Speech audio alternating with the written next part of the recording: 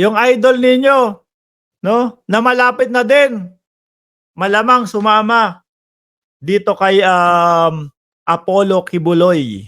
Mhm. Duterte knows where Kibuloy is but won't tell. Grabe. Best friend yun eh. Ipagkakanulo, mga kababayan. Para sa tao yan eh. No? Na meron mga naargabyado daw po si Kibuloy na tumatangis, lumuluha. Ano ginagawa nila? Bakit ayaw nyo ituro si Kibuloy? Si Kibuloy na napakakapal ang muka para bastusin ho, mga bossing, ang Senado at Kongreso. Di ho ba? Eh, tropa pips nga sila. Ang mga galawan nila, no?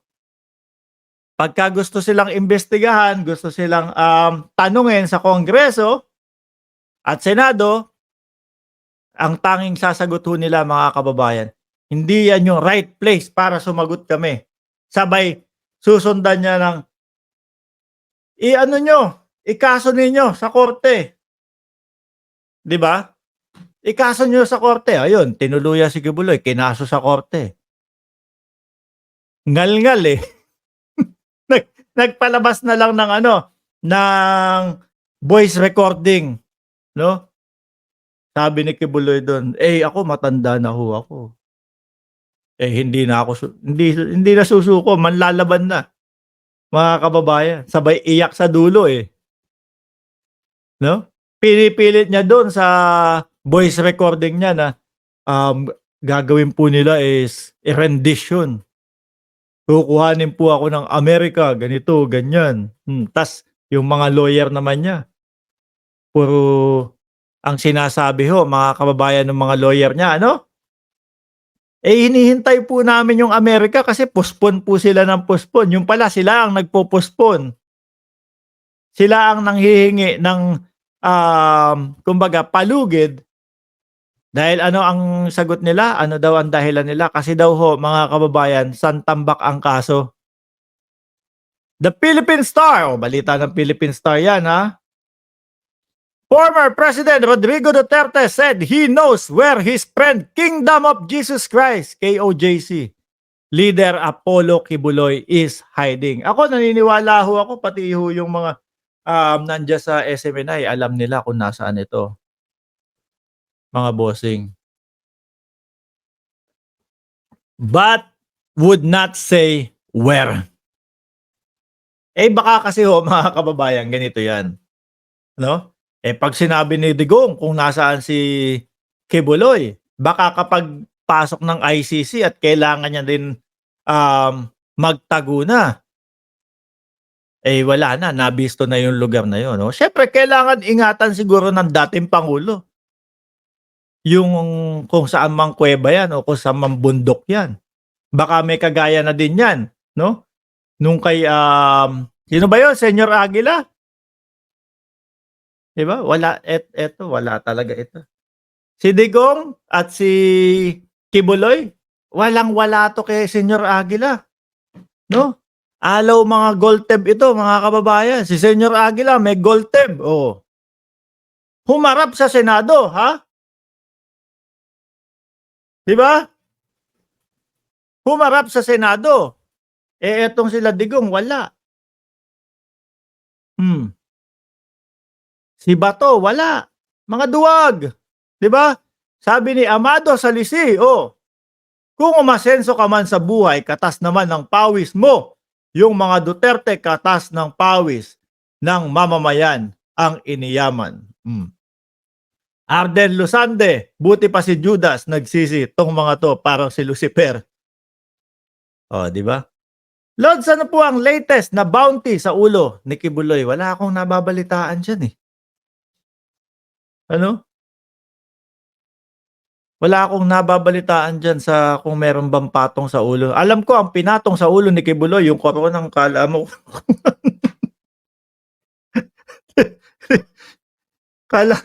Ewan ko ba? Na siya din naman sigurado ang bumili ng pinatong sa ulo niya. Bakit? Ano niya yun eh. Relihiyon niya yun eh.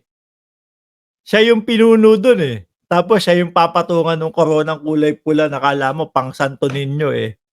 Harboring criminal is a crime. Correct, Sir James. Senyor Aguila, o diretso, susuko, duwag si pastor naman. Hindi ho kaya nilang panindigan yung mga nirereklamo sa kanila. Wala. Nako, mahal yun, Mang Juan. Sabi ni Mang Juan, "Boss, gusto kong bilhin ang magic remote ni Kibs." Oh, mahal yun, malamang sa alamang.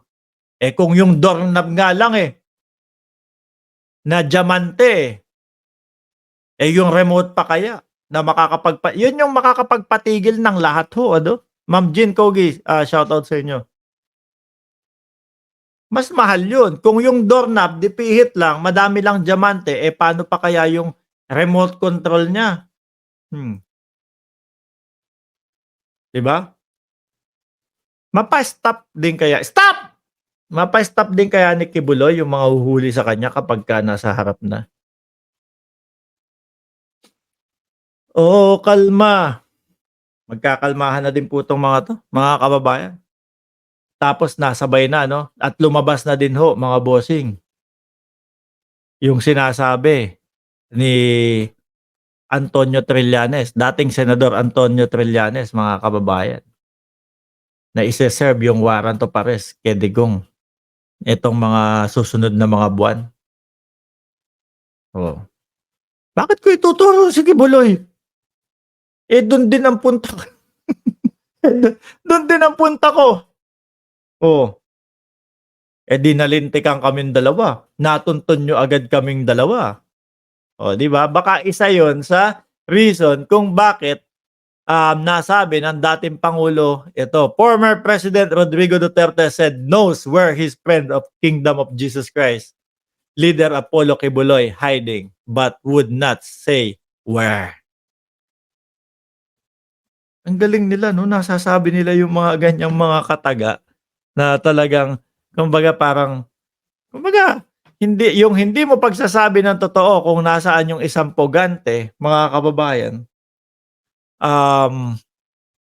wala parang itinatago mo na din, di ba? Remote control, I wonder po kung anong channel po yung pipindutin ni Kibuloy, sabi ni Ma'am Jean Kogi. Bakit kaya sila napaniwala ni Kibuloy, Arden Losande? Aanga-anga sila. Mahihina yung mga kokote. Ano ho? Biruin mo nung susugurin na o yung sumugod yung mga kapulisan do 4:00 ng madaling araw. Nagdadasal daw ho sila, mga kababayan. With matching itak on the side. With matching may mga gulok on the side. Sabi ko, ganito ba sila magdasal? Baka si Saint James sila. Kasi si Saint James ho, di ba meron, siya yata yung may gulok na laging hawak ho, mga kababayan. Siguro, ang poon nila, yun yung sinusunod. Mga boss, ako naniniwala ho ako. Siguro bigyan natin ng 1 taon din 'to, makikita at makikita. Hindi po puwedeng habang, buhay na magtatago sila, mga kababayan. Tingnan niyo po yung si yung isang pugante, 'no, palabas-labas doon sa internet niya o palabas-labas sa mga social media na hindi sinasabi kung nasaan siya tapos binabanatan ng presidente. Si Tevez, ngayon ho, pauwi na ng Pilipinas yun, "Baby, pauwi na ako." Hindi kumbaga, na-approve na yung extradition niya, 'di ho ba? Eto malamang gano'n din ho ang mangyayari. So siguro etong si Kibuloy nandito pa din nasa loob pa din ho ng Pilipinas 'yan kasi kapag labas ng Pilipinas 'yan, mas mapapadali. At least kung nasa Davao, ay hindi, pinalitan na pala yung mga kapulisan do'n, ano? So, ako nakikita ko ho mga kababayan talagang nalalapit at nalalapit na ito. Hindi aabot 1 taon diyan. Hindi ho aabot ang 1 taon dito kay Kibuloy na poon ni Juanito Repolle. Paano ang concert ni Bangag kahapon? Anong kinanta niya ng iwi? Eh, Ito pinag-usapan natin. Sige, sa susunod yung concert. Sa susunod yung concert. Pero sa ngayon, etong poon muna ninyo ang pag-usapan natin. Etong sinasamba ninyo muna ang pag-usapan natin. Hindi lalagpas 1 taon, makukuha na din po ito. Madadakma, no? Madadakma ang taong mahilig mandakma daw. Oh. Nako, nandito na si Arlene. Maganda ako, magandang gabi. Alam namin maganda yung paa mo, kaya yung paa mo napagtikulan. Ibang klase. Ibang klase yun, no? Paa, okay na, paa. Arlene, itaas ang paa. Oh. Lalabas ko na si Junjun. Anyway, mga kababayan, tigil na natin to. Ano? Baka magsiinitan pa yung mga ulo ng mga DDS dito. Muli po, mga boss, chief, amo, sir. Binti pa lang, ulam na daw, Arlene. Arlene, itaas ang paa. Lalabas si Junjun. Muli po, mga kababayan, 912 viewers. Huwag niyo pong kalimutan na pindutin ang like button dyan para mas i-share ni YouTube yung mga content natin ginagawa. Umabot sa mga DDS. Masira ang araw nila. And pakisubscribe na din po para po doon sa mga ngayon pa lang po nakita itong channel natin. Muli, ako'y magpapaalam na. Pakishare din po ang live natin. Maraming salamat sa lahat and God bless po sa inyong lahat. Mga DDS, iyakan muna. Iyak!